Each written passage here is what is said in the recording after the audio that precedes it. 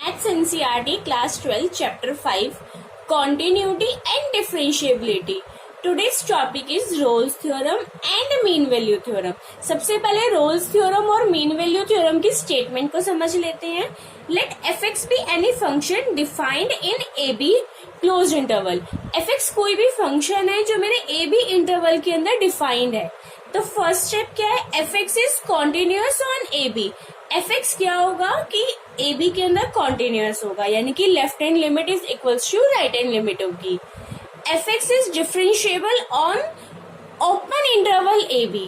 fx differentiable होगा किस interval में? AB में. ध्यान रखना यहाँ पर क्या है? ओपन इंटरवल एंड यहाँ पर closed interval. And third point, fa is equals to fb. a means ये एंड b मीन्स ये इक्वल होना चाहिए. अगर ये तीन कंडीशन सेटिस्फाई होती हैं तब हम क्या बोल सकते हैं कि Rolle's theorem is applicable. Then we can say that Rolle's theorem is applicable. The next thing is that then there exist a real number. वहां पे एक रियल नंबर एग्जिस्ट करेगा c, जो किसको बिलोंग करेगा? ए बी ओपन इंटरवल को. Such dash f dash c is equals to 0. Statement ये है. बाकी आपको क्वेश्चन जब आप करोगे इसको और अच्छे से क्लियर होगा. क्वेश्चन को करने के लिए हमारे पास 4 स्टेप्स होंगे. First step, second step, third step and that is fourth step based on this theorem. Now understand the mean value theorem. Let fx be any function defined in AB. इसमें भी fx एक function था जो AB में defined था. इसमें भी fx एक फंक्शन है जो AB में डिफाइंड है. fx is continuous on AB. fx AB close interval में कंटिन्यूअस है. सेम पॉइंट है. fx is differentiable on AB open interval. fx differentiable है AB ओपन इंटरवल में. यहाँ तक दोनों थ्योरम सेम बोलती है. ये वाली थ्योरम तो बोलती है fa is equals to fb. But ये वाली थ्योरम कहती है कि then there exist a real number c. जो रियल नंबर c है वो AB इंटरवल को बिलोंग करेगा. such that f dash c is equals to fb minus fa divided by b minus a. ये चीजें आपको क्वेश्चन से और अच्छे से क्लियर हो जाएंगी. Some important points. First, every polynomial function is continuous and differentiable in any real number interval. कोई भी अगर आपको पॉलिनोमियल फंक्शन दे रखा है तो आपको कॉन्टिन्यूटी और डिफरेंशिएबिलिटी चेक ही नहीं करनी है. आपको डायरेक्टली लिख देना है ये वाली statement. Every polynomial function is continuous and differentiable in any real number interval. Second point, every greatest integer function is discontinuous and not differentiable in any real number interval. जो जैसे पॉलिनोमियल फंक्शन होता है तो continuous और differentiable होता है, but greatest integer function की अगर हम बात करें तो हम क्या बोलेंगे? वो डिसकंटिन्यूअस होगा और नॉट डिफरेंशिएबल होगा रियल नंबर इंटरवल में. और पॉलिनोमियल फंक्शन क्या होगा? कॉन्टिन्यूअस और differentiable.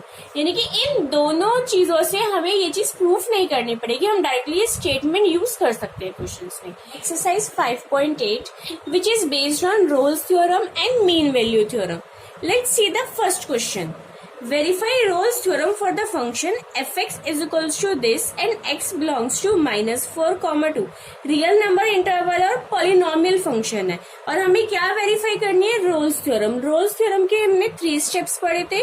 First step continuity, second step derivability, third step fa is equals to fb. चलिए स्टार्ट करते हैं. स्टेप फर्स्ट, ये हमारा fx है. अब हम क्या लिखेंगे? पॉलिनोमियल फंक्शन है तो क्या लिख देंगे? Since the given function is polynomial function this employees fx is continuous.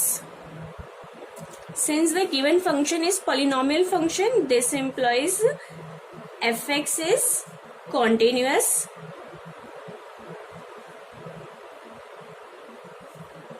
in closed interval -4, 2.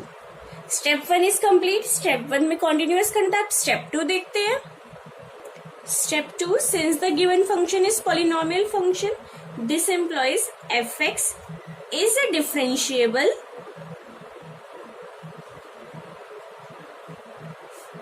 In open interval -4, 2. Step 3 पे आते हैं. fa is equals to fb. तो fa यानी कि f -4 की वैल्यू क्या होगी? इसमें f माइनस 4 की वैल्यू फाइंड कर लेते हैं। -4 की स्क्वायर प्लस 2 मल्टीप्लाई बाय -4 -8, -4 की स्क्वायर 16, 4 2 ज़ा 8, -8 इक्वल्स टू 0। एफ बी ए की वैल्यू आ गई, एफ बी की वैल्यू क्या है 2, इसमें पुट कर लेते हैं 2 की square plus 2 multiply by 2 -8, 4 plus 4 -8, ये भी इक्वल टू 0 आ गया, यानी कि f minus 4 is equals to f2 is equals to 0.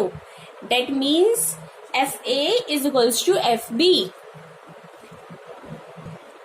This implies conditions of Rolle's theorem satisfy, all three conditions satisfy हो गई। तो हम क्या लिखेंगे? Rolle's theorem states that there exists a point C. This is a symbol of belongs to given interval जो हमें दे रखा है, बट ये open interval -4, 2 such that f dash c is equals to 0। ठीक है, अब हमें फंक्शन दे रखा है fx, तो हम f डैश x फाइंड कर लेते हैं। f डैश x क्या होगा? 2x plus 2। ठीक है, अब अगर मैं यहाँ से f डैश c निकालू, f डैश c क्या होगा? 2c प्लस 2, और हमें क्या बोला हुआ है? f dash c is equals to 0, तो this implies 0 is equals to 2c plus 2। यहां से हम c की वैल्यू फाइंड कर सकते हैं। क्या आएगी c की value? This implies c is equals to -1। -1 belongs to this interval, तो हम क्या लिख देंगे? -1 बिलोंग्स टू -4, 2। ये इसको c का जो हमारी वैल्यू है वो इसको बिलोंग कर रही है। डेट मीन्स कि हमारी थ्योरम वेरीफाई हो गई। तो हम क्या लिखेंगे? Hence roles theorem is verified for the given function. Question number 2, examine if Rolle's theorem is applicable to any of the following function. Can you say something about the converse of the Rolle's theorem for these example? Converse की बात तो पहले करेंगे, बाद में करेंगे। सबसे पहले हमें ये देखना है रोल्स थ्योरम एप्लीकेबल है या नहीं है। तो मैंने फर्स्ट पार्ट ले लिया, 3 पार्ट्स है। अब सबसे पहले इस क्वेश्चन में इस चीज को समझिए, ये जो सिंबल है इसका मतलब क्या होता है? अगर ऐसे स्क्वायर ब्रैकेट लिखिए, इसका मतलब क्या होता है? Greatest integer function.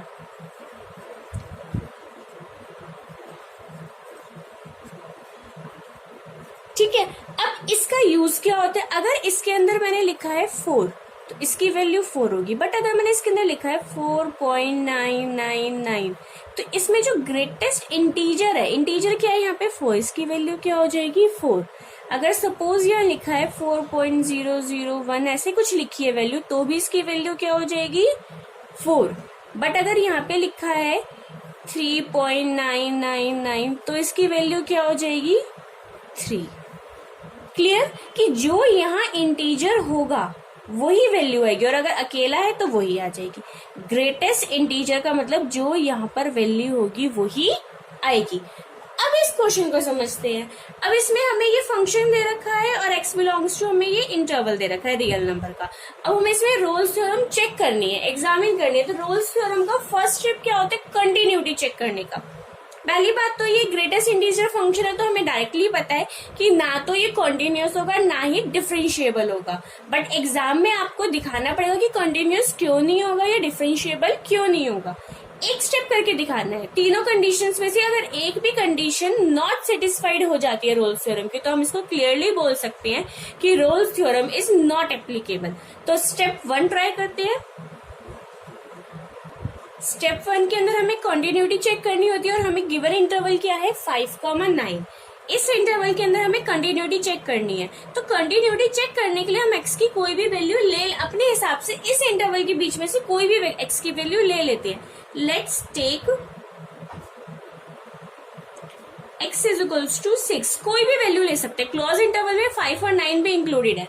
आप कोई भी वैल्यू ले सकते हो। ठीक है, अब हमें क्या करना है? कंटिन्यूटी चेक करने के लिए हमें क्या निकालनी है? लेफ्ट हैंड लिमिट और right hand limit. Now look, left hand limit क्या होगी?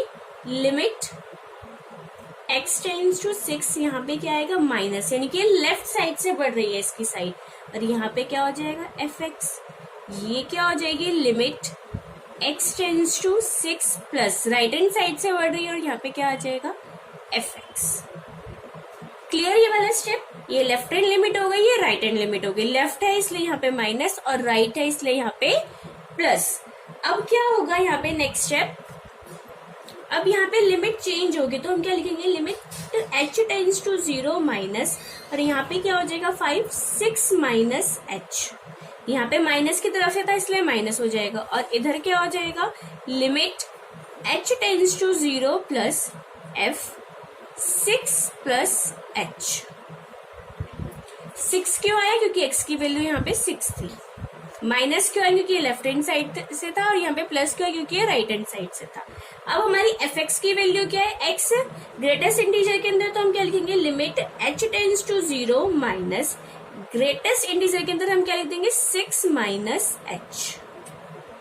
यहाँ पे क्या आ जाएगा, limit h tends to 0 plus, greatest integer के अंदर 6 प्लस h।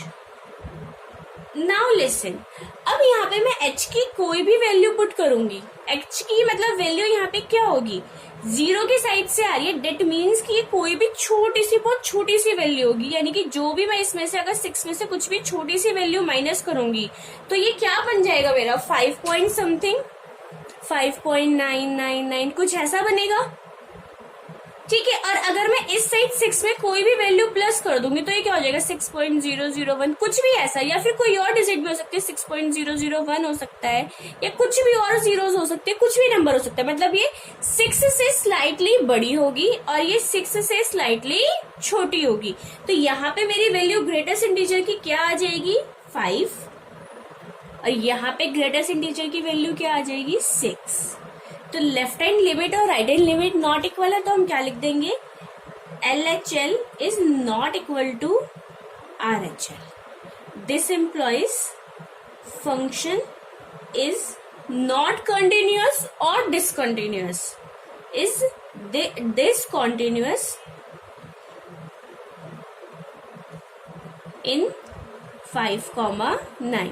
यानी कि ये कंडीशन हमारी सेटिस्फाई नहीं हुई, डेट मीन्स क्या हो गया कि हमारी रोल्स थ्योरम वेरीफाई नहीं होगी। आप यहीं पे इस क्वेश्चन को छोड़ सकते हो कि hence roles theorem is not verified because it's first condition is not satisfied, ठीक है। बट अगर आपको समझना है कि डेरिवेबिलिटी क्या होती है, डिफरेंशिएबिलिटी कैसे चेक करेंगे, तो मैं आपको स्टेप 2 भी करके बता देती हूँ इस क्वेश्चन में, 2B और 3B, ताकि आपको क्लियर हो जाए कि डिफरेंशिएबिलिटी कैसे चेक करनी है और फिर थर्ड स्टेप कैसे चेक करना है। Step 2, let's check out differentiability in 5,9। Open interval आएगा क्योंकि डिफरेंशिएबिलिटी हमेशा ओपन इंटरवल के लिए हम चेक करते हैं। तो इसको चेक करने के लिए भी x की कोई भी वैल्यू ले लेते हैं, लिख लेते हैं let's take x is equals to 6। तो हम क्या निकालेंगे, राइट हैंड डेरिवेटिव और लेफ्ट हैंड डेरिवेटिव, यानी कि left hand derivative right hand derivative. अब इसको सॉल्व करने से पहले एक चीज देख लीजिए, जब हम डेरिवेटिव निकालते थे फर्स्ट प्रिंसिपल से तो उसका फॉर्मूला क्या होता था, f dash is equals to f x plus h minus f x upon में एच, और यहाँ पे क्या होता था लिमिट एच टेंड्स टू 0। यही फॉर्मूला हम यहाँ पर यूज करेंगे, यही फॉर्मूला हम यहाँ पे डेरिवेबिलिटी चेक करने के लिए यूज करेंगे। अब यहाँ पे क्या आ जाएगा आपका, limit h tends to 0 minus left hand side से है तो f x minus h minus f x upon में h। माइनस क्यों लिया है, क्योंकि लेफ्ट हैंड साइड से ले रहे हैं हम। यहाँ पे क्या हो जाएगा, limit h tends to 0 plus f x plus h minus f x upon में h। अब वैल्यू पुट कर देते हैं, x की वैल्यू हमने क्या ली थी 6 ली थी, तो ये क्या हो जाएगा, limit h tends to 0 minus f 6 minus h minus f 6 upon में h। ऐसे ही यहाँ पे हो जाएगा, limit h tends to 0 plus f 6 plus h minus f 6 upon में h। नेक्स्ट स्टेप क्या हो जाएगा, फंक्शन क्या है, ग्रेटेस्ट इंटीजर, तो यहाँ पे क्या आ जाएगा, limit h tends to 0 minus 6 minus h, यहाँ पे 6 अपॉन में एच, यहाँ पे क्या हो जाएगा, limit h tends to 0 minus 6 plus h minus 6 upon में h। अब यहाँ पे बहुत ध्यान से देखना है, क्या है 6 माइनस एच, h कोई छोटा सा नंबर होगा। अब जब इसमें से हम कुछ छोटा सा नंबर माइनस करेंगे तो 5 पॉइंट समथिंग आएगा, तो यहाँ पे क्या हो गया मेरा 5, और ये क्या हो गया 6 अपॉन में h।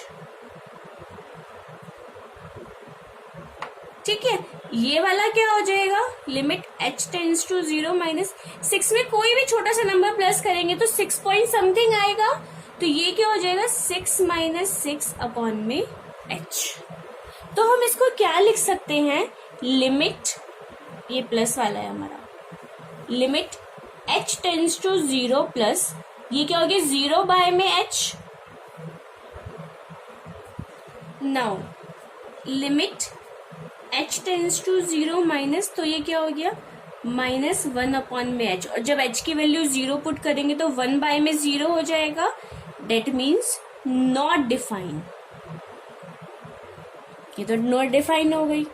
अब इधर देखो 0 बाय में h हो गया, तो डेट मीन्स ये क्या आ गया 0 आ गया, तो हम बोल सकते हैं यहाँ पे क्या आ गया 0।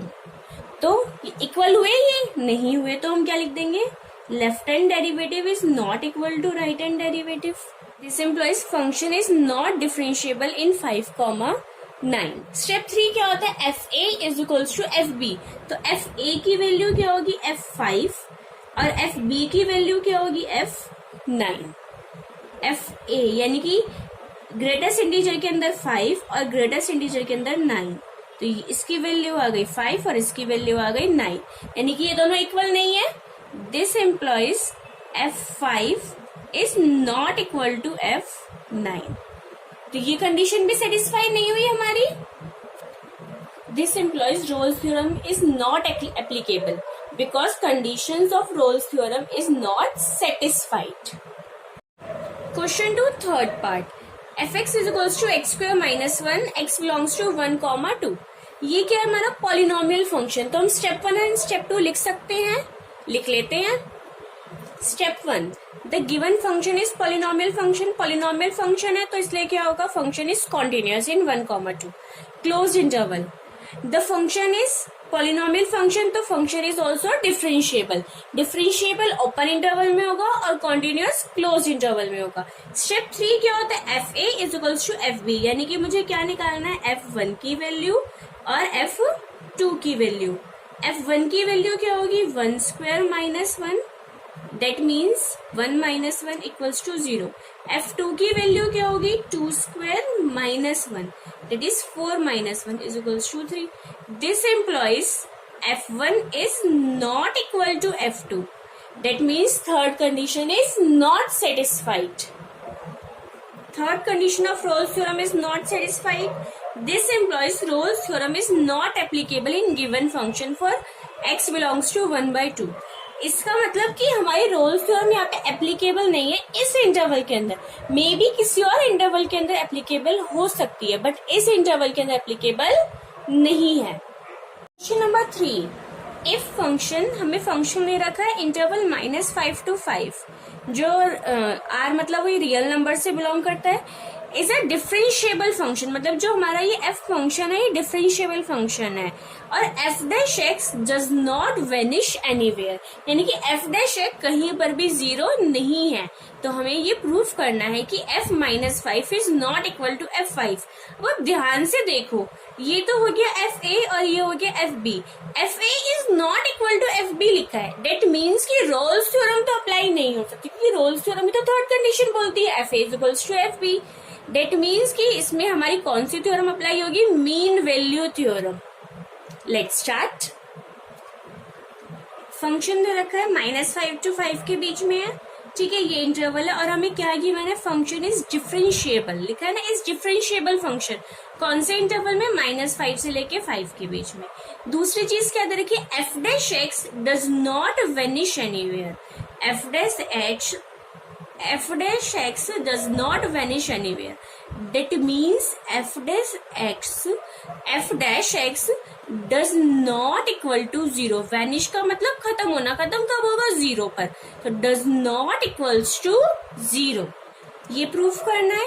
तो let's apply the mean value theorem. Step first क्या बोलता है? Function is continuous. अब एक बात बताइए, हमारे पास एक थ्योरम है, एक प्रॉपर्टी है, every differentiable function is continuous. लिख लेते हैं. Since every differentiable function is continuous, this implies function is continuous in interval -5 to 5. ये हमें ऑलरेडी गिवन है. Function is differentiable is -5 to 5. This implies conditions of mean value theorem is satisfied. Conditions of mean value theorem is satisfied. अब उसके बाद क्या बोलती है mean value theorem? This implies there exist a real number c belongs to this interval -5 to 5 such that f dash c equals to fb minus fa upon में b minus a. ये हमारी theorem की condition होती है satisfied होने के बाद condition. तो this implies f dash c equals to f b की वैल्यू क्या है? 5 और एफ ए की वैल्यू क्या है? -5 अपॉन में b minus a. That means 5 minus -5. This implies f dash c equals to f5 minus f minus 5 upon में 10. 10 इधर जाके मल्टीप्लाई हो जाएगा. This employees 10 f dash c is equals to f5 minus f minus 5. We know f dash x is not equal to 0. f dash x is not equal to 0. This implies f dash c is also not equal to 0. 10 f dash c is not equal to 0. This implies this is not equal to 0. So I can write f5 is not equal to f minus 5. Hence proved. Question number 4. Verify mean value theorem if fx is equals to this in the interval ab. और a की value ये है, b की value ये है. सबसे पहले लिख लेते हैं हमारा fx क्या है? x² minus 4x minus 3 comma x belongs to हमारा इंटरवल क्या है? a की वैल्यू 1 और b की वैल्यू 4. अब सबसे पहले हमें क्या करना है? वेरीफाई करनी है मीन वैल्यू थ्योरम. तो लिख लेते हैं let's verify mean value theorem.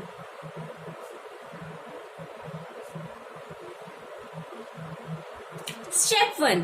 First step में क्या करना होता है? हमें कॉन्टिन्यूअस चेक करना होता है. तो क्या करेंगे?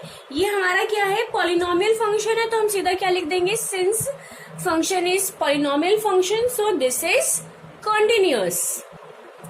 Since the given function is polynomial function, this implies function is continuous in closed interval 1,4. Since the given function is polynomial function, this implies function is differentiable in 1,4. This implies conditions of mean value theorem is verified. Mean value theorem की condition verify हो गई है. तो अब क्या होगा? This implies there exists a real number c belongs to this open interval 1,4 such that f dash c is equals to fb minus fa divided by b minus a. This implies f dash c equals to fb. b की value क्या है हमारी? 4. a की value क्या है? 1 upon में 4 minus 1. तो सबसे पहले f4 की वैल्यू फाइंड कर लेते हैं. f4 की वैल्यू क्या होगी? 4 की square minus 4 multiply by 4 minus 3. 4 4 is 16, minus 16 minus 3, that is minus 3. f 1 की वैल्यू क्या होगी? 1 की square minus 4 into 1 minus 3. 1 minus 4 minus 3, that is minus 6. इसको पुट कर देते हैं यहाँ पे. माइनस 3 माइनस 6 अपॉन में 4 minus 1 is equals to 3, that is 3 by में 3 equals to 1. F dash C की वैल्यू क्या आ गई? 1. एफ डैश सी की वैल्यू तो आ गई. अब एफ डैश एक्स की वैल्यू फाइंड कर लेते हैं. एफ डैश एक्स की वैल्यू क्या होगी? इसका डेरिवेटिव करेंगे, दैट मीन्स 2x माइनस 4. अगर मैं x की जगह c पुट कर दूं तो क्या आ जाएगा? 2c minus 4. F dash C की वैल्यू यहाँ पे हमने 1 निकाली है, तो this implies 2c minus 4 equals to 1. यहाँ से हम c की वैल्यू फाइंड कर सकते हैं. This implies 2c is equals to 1 plus 4. This implies c is equals to 5 by में 2, which belongs to our given interval 1, 4. Hence, mean value theorem is verified. This question is complete. Thank you for watching my video.